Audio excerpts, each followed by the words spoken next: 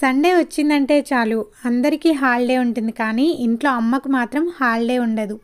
ఇంట్లో అందరూ ఉంటారు కాబట్టి కాస్త పని కూడా ఎక్కువే ఉంటుంది. నేను హరిత, వెల్కమ్ బ్యాక్ టు ట్రెండీ హరిత. మీరు మన ఛానల్ని మొదటిసారి చూస్తున్నా లేదా సబ్స్క్రైబ్ చేయకపోయినా ప్లీజ్ సబ్స్క్రైబ్ చేసుకొని మీ ఫ్రెండ్స్ అండ్ ఫ్యామిలీకి కూడా షేర్ చేయండి. ఇదైతే సండే వ్లాగ్ అనమాట. చిన్నునైతే లేచిన తర్వాత అడిగాను ఏం చేయాలి అని. మధ్యాహ్నానికైతే చికెన్ బిర్యానీ చేయమని చెప్పాడు. ఇవాళ అమ్మ కూడా వచ్చింది, ఆ వ్లాగ్ కూడా మీతో షేర్ చేస్తాను. ఈవినింగ్ వరకు నేను ఏమేం పనులు చేస్తానన్నది ఈ వీడియోలో చూపిస్తాను. చిన్నునైతే ఎగ్స్కి అండ్ చికెన్కి పంపించానమాట. మాకు దగ్గరలోనే ఉంటుంది కాబట్టి చిన్నుని పంపించాను. అయితే 2 ఎగ్స్ మాత్రం పలగొట్టుకొని వచ్చాడు.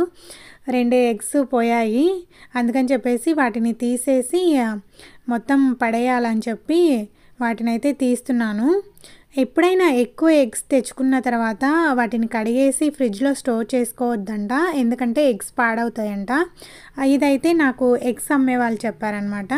నేను తక్కువే తెప్పించాను కాబట్టి ఇప్పుడు ఇంకా బ్రెడ్ ఆమ్లెట్ వేసుకోవాలి కాబట్టి అవి ఒక 4 అలా ఉంటాయి, కడిగేసి ఫ్రిడ్జ్లో పెట్టేస్తాను.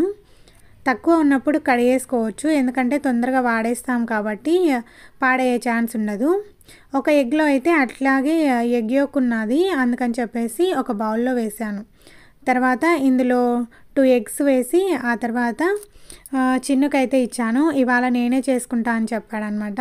ఏవేవి కావాలి అంటే అన్నీ ఇలా వేయి, ఉప్పు వేయి, కారం వేయి అని చెప్తున్నాడు. వాడికి ఎంత వేయాలో తెలియదు కదా అని చెప్పి నేనైతే వేస్తున్నాను. ఇవాళ అయితే టిఫిన్కి వచ్చేసి నేను మల్టీగ్రెయిన్ ఇడ్లీ చేశాను. అదైతే తను తినడంట, అందుకని చెప్పేసి వాడైతే బ్రెడ్ ఆమ్లెట్ వేసుకుంటున్నాడు. చిన్నుకైతే కొన్ని చిలిపి వంటలు వస్తాయి. అవేంటివంటే బ్రెడ్ ఆమ్లెట్ వేసుకుంటాడు, మ్యాగీ చేసుకుంటాడు. నాకు కూడా చేసివ్వమంటే ఈ 2 చేసిస్తాడు. చాలా బాగా చేస్తాడనమాట. కొంచెం కారం అటు ఇటు అవుతుంది, ఎందుకంటే తెలియదు కదా వాడికి ఎంత కారం వేసుకోవాలి అని చెప్పి. నువ్వన్నీ ఇలా చెయ్యి అని నాకు మళ్ళీ చెప్తున్నాడు. మా వారికి మార్నింగే మల్టీగ్రెయిన్ ఇడ్లీ చేసి పెట్టించి పంపించాను. తను హెల్దీ ఫుడ్ తినడానికి చాలా ఇష్టపడతాడు. మేమైతే అన్హెల్దీ ఫుడ్ తినడానికే ఎక్కువగా ఇష్టపడతామన్నమాట.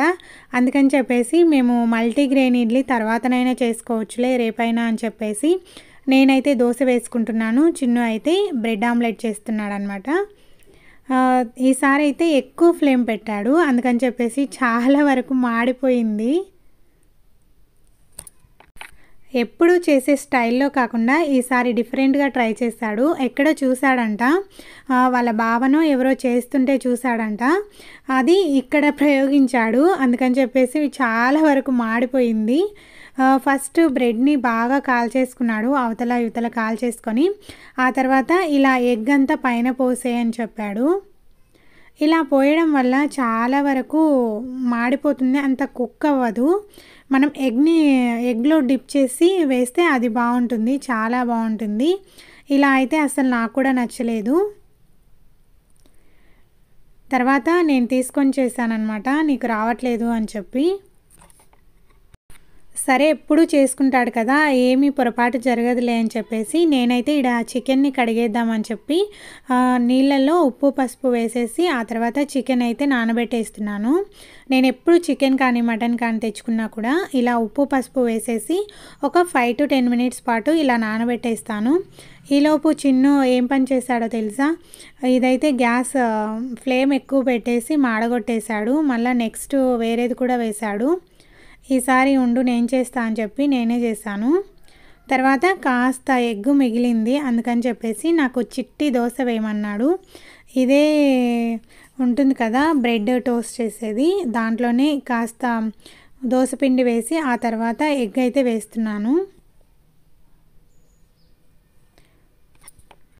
ఈ ప్యాన్ అయితే నా ఫేవరెట్ అండి. ఏవైనా లివర్లు అలా తెచ్చినా కూడా దీనిపైనే వేయిస్తూ ఉంటాను. చాలా ఈజీగా అయిపోతుంది, తొందరగా కుక్ అవుతుంది. మరి చిన్నదానికి కూడా పెద్దది పెట్టాల్సిన అవసరం ఉండదు. నేనైతే ఇక్కడ దోశ వేసుకుంటున్నాను. ఇవాళ నేను కూడా మల్టీగ్రెయిన్ ఇడ్లీ తినకుండా ఇలా దోశ పిండి ఉంటే దోశ వేసుకుంటున్నాను. మల్టీగ్రెయిన్ ఇడ్లీ కూడా చాలా బాగుంటుందండి. అది మళ్ళీ ఎప్పుడైనా షేర్ చేస్తాను నేను. ఈ ప్యాన్లో అయితే తొందరగా కుక్ అయిపోయింది, అందుకని టర్న్ చేస్తున్నాను. ఎప్పుడైనా కూడా ఒక్క ఎగ్గుతో ఆమ్లెట్ వేసుకోవాలన్నా కూడా ఈజీగా వేసేసుకోవచ్చు ఈ ప్యాన్లో అయితే. సేపు కూడా చాలా బాగుంటుంది. చిన్న ముందు రెడీ చేసుకున్న బ్రెడ్ ఆమ్లెట్ తీసుకెళ్ళి తింటున్నాడు.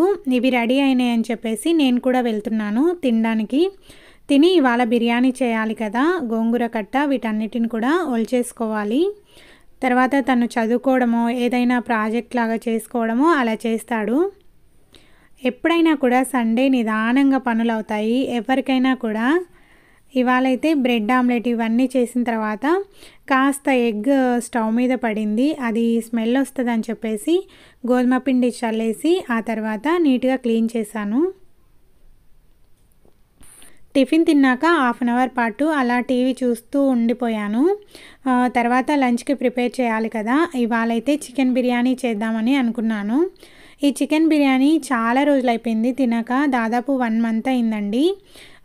ఎందుకంటే జ్వరం వచ్చింది, అందుకని చెప్పేసి నేను తినలేదు. అందుకని ఇవాళ అయితే ప్రిపేర్ చేస్తున్నా, ఎటు అమ్మ కూడా వస్తుంది కదా అని చెప్పేసి. ఎప్పుడు కూడా ఫ్రెష్గా మసాలా పట్టి వేస్తేనే చాలా బాగుంటాయి ఏ నాన్ వెజ్కైనా కూడా. నేనైతే మొన్న మార్కెట్కి వెళ్ళినప్పుడు అక్కడ బాస్మతి రైస్ తీసుకొచ్చాను. ఎప్పుడు కూడా ఇండియా గేట్ బాస్మతి రైస్ అలా వాడుతూ ఉంటాను, 5 kg అలా తెచ్చుకొని. అయితే ఈసారి వేరేది ట్రై చేద్దామని చెప్పేసి మార్ట్కి వెళ్ళినప్పుడు తెచ్చుకున్నాను.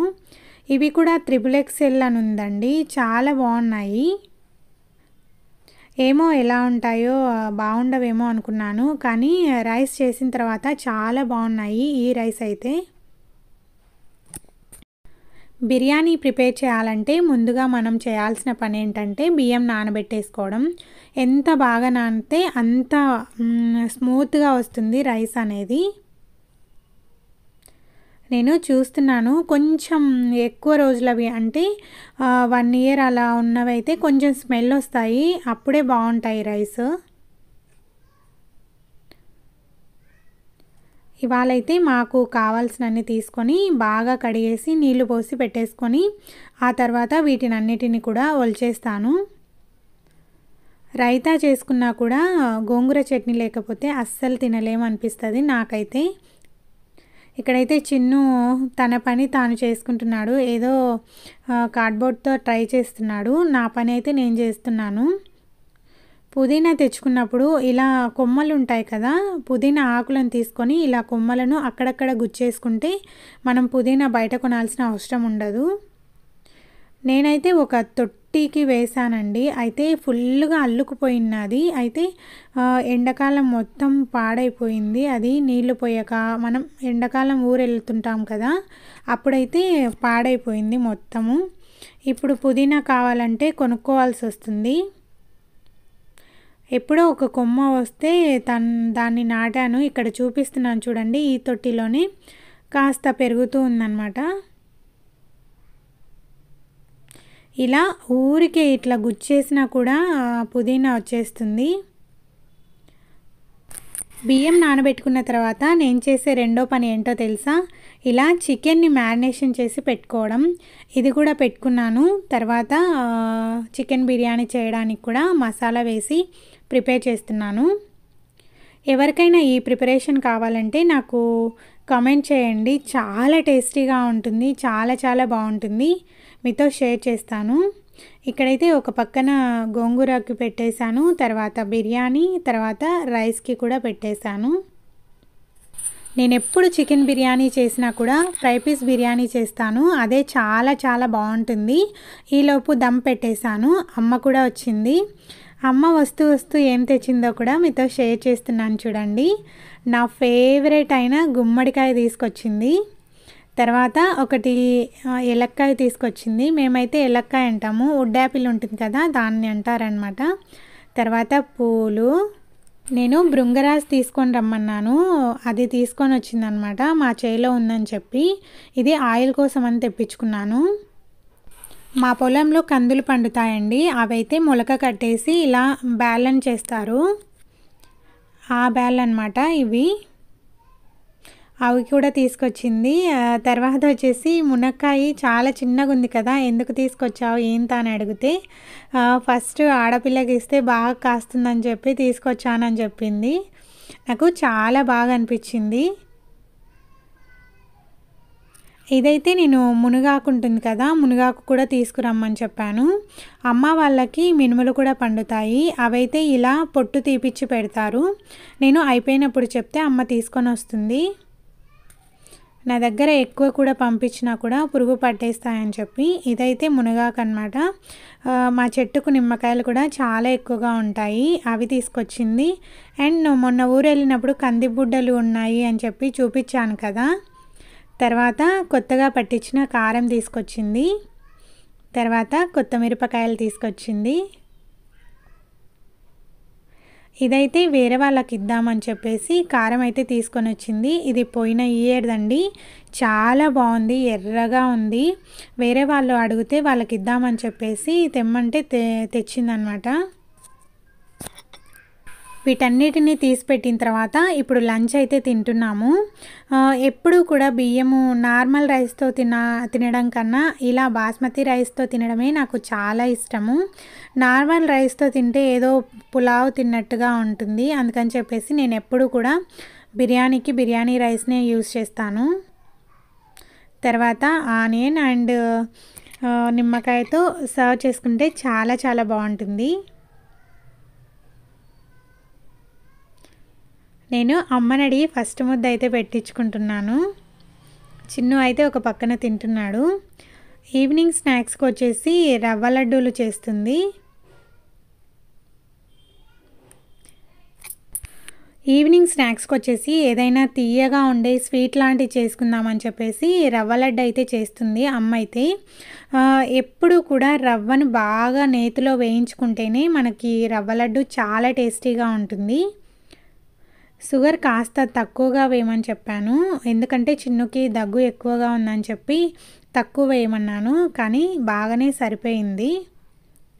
తర్వాత ఈవినింగ్ చాలా చల్లగా ఉందని చెప్పేసి మిద్దెపైకి అయితే వచ్చేసాము. పక్కన మామిడికాయ చెట్టు ఉందండి.